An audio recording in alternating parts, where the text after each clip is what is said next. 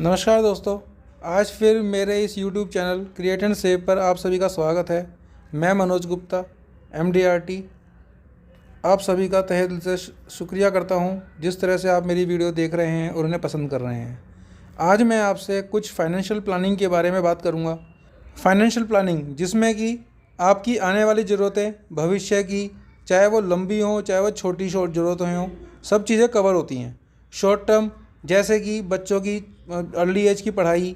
अपना कभी घर खरीदना, गाड़ी खरीदना, जिसको कि हम टाल भी सकते हैं, जिसको कि हम जल्दी भी कर सकते हैं। जैसी हमें ज़रूरत हो हम वैसा काम कर सकते हैं। शॉर्ट टर्म गोल्स को हम लिक्विडिटी के हिसाब से भी ले सकते हैं कि जिसमें हमें लिक्विडिटी रहे वो हमारा शॉर्ट टर्म है। जो शॉर्ट टर्म में जब भी हमें कभी पैसे की ज़रूरत पड़ती है हम अपनी उस इन्वेस्टमेंट को तोड़ सकें, हम उस अपनी इन्वेस्टमेंट में से पैसा निकाल सकें, कभी भी हम उसमें सेविंग बंद कर सकें। ये सब शॉर्ट टर्म की सेविंग्स होती हैं जिसमें कि ज़्यादातर share market, mutual funds, FD, RD accounts, ये सभी चीज़ें आती हैं जो ज़्यादा से ज़्यादा शुरू 1-2 महीने से शुरू लेके ऊपर 5 से 6 साल तक की होती हैं।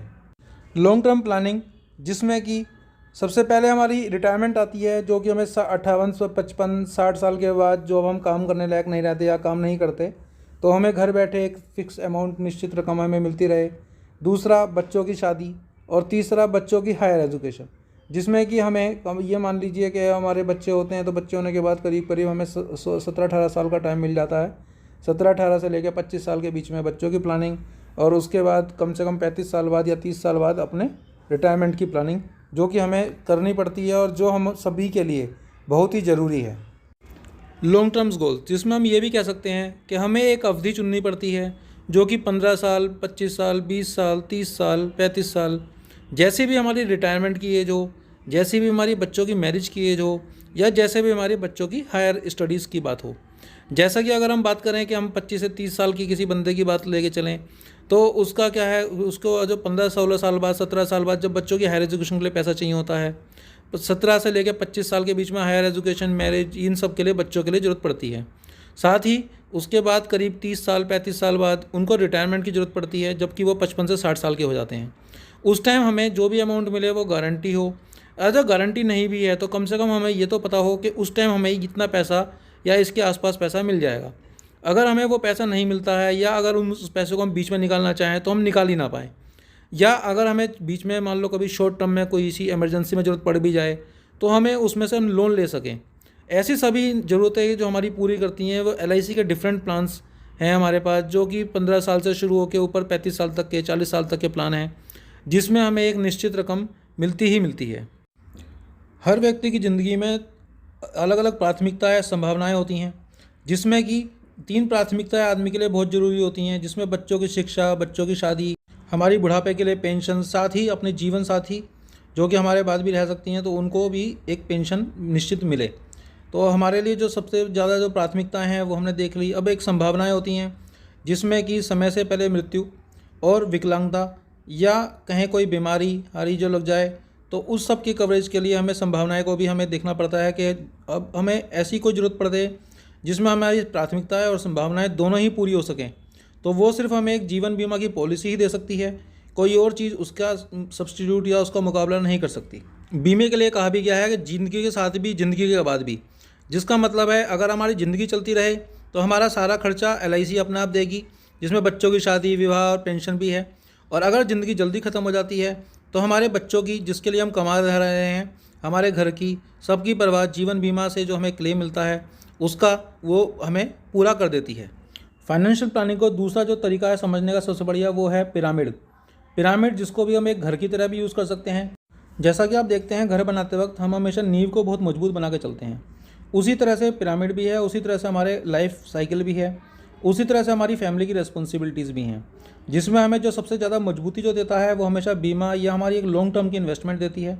जो हमें एक तयशुदा टाइम पे हमें एक रकम देती है और वो गारंटीड होती है। उसके बाद जो दूसरी चीज़ आती है वो आती है हमारा इमरजेंसी फ़ंड, जिसमें हमें कभी इमरजेंसी पड़ जाए तो हमें पैसा मिल जाए, जिसमें कि हमारे बैंक में रखा हुआ पैसा, या एक हेल्थ इंश्योरेंस, या एक टर्म इंश्योरेंस, ये हमें पूरी तरह से लाभदायक रहती है। तीसरी चीज़ उसके बाद जो हम सोच सकते हैं वो हम सोचते हैं कि हमारी इनकम की प्रोटेक्शन रहे, हमारी एक गारंटी इनकम बढ़े, या हमारी इनकम को ग्रोथ मिले, जिसके लिए कि हम म्यूचुअल फंड या शेयर मार्केट या एफडी आरडी का सहारा ले सकते हैं। लेकिन जो सबसे ज़रूरी है वो है बीमा, इंश्योरेंस, जो कि हमारी फैमिली को हमारे साथ भी और हमारे बाद भी पूरी तरह से सुरक्षित रखता है। बचत आप जिस भी रूप में करें, हमारी तरफ से तो ये हमेशा रहती है कि आप बचत जब भी करें तो लॉन्ग टर्म की करें। लॉन्ग टर्म में क्या है कि अगर आपको शॉर्ट टर्म में कभी पैसे की ज़रूरत पड़ती भी है तो आपको वहाँ से लोन मिल जाता है, आप उसको कहीं मॉर्गेज भी रख सकते हैं, तो आपको शॉर्ट टर्म की तो रिक्वायरमेंट पूरी हो ही जाती है। और साथ में जो हमें लॉन्ग टर्म में ज़रूरत पड़ती है, क्योंकि हमने वो लॉन्ग टर्म के लिए एक प्लानिंग कर रखी है, तो वो लॉन्ग टर्म में तो हमें मिलना ही मिलना है। साथ ही बीमे में अगर इस चीज़ को हम करते हैं तो हमें साथ में एक बीमा कवर मिलता है, जिसमें कि अगर कभी कोई दुर्घटना हो जाए तो उसमें हमें, हमारे परिवार को कभी कोई दिक्कत नहीं आती है, हमें ईज़िली बीमे की रकम मिल जाती है, जिससे कि हमारे घर का बच्चों का पूरी तरह से लालन पालन हो सकता है। तो समझना बहुत ज़रूरी है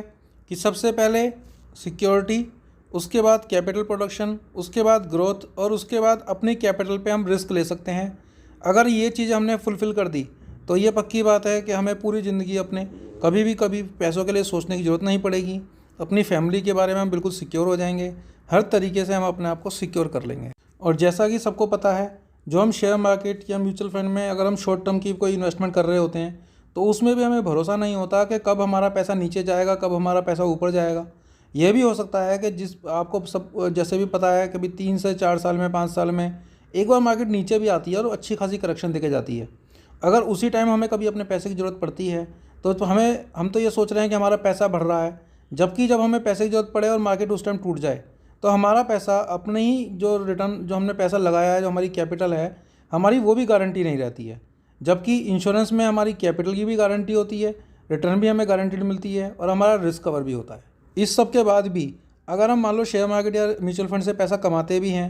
तो वहाँ पे हमें टैक्स देना पड़ता है, जो कि हमें बीमे की रकम पे, चाहे वो मैच्योरिटी हो, चाहे वो सर्वाइवल बेनिफिट हो, चाहे वो पेंशन हो, हमें किसी भी अमाउंट पे हमें किसी भी तरह का हमें टैक्स नहीं देना पड़ता है। सारी रकम हमारी टैक्स फ्री होती है, जिसके कि अमूमन आप ये समझ लीजिए कि 1.5 से 2% की हमें रिटर्न एक मुफ्त में ही मिल जाती है, जिसकी हमें टैक्स नहीं देना पड़ता।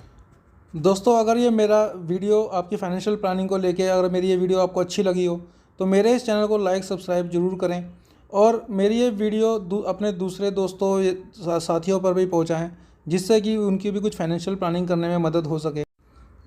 मैं आपके साथ अब ऐसे ही धीरे धीरे LIC के प्लान्स के बारे में, चाहे वो शॉर्ट टर्म के हों या लॉन्ग टर्म के हों, मैं आपको धीरे धीरे बताऊंगा। साथ ही अगर आपको कभी भी अपने लिए कोई retirement planning, child education, child marriage, medical insurance, car insurance की अगर कभी भी आपको कोई ज़रूरत पड़ती है तो आप मुझे ज़रूर याद रखें। धन्यवाद मित्रों।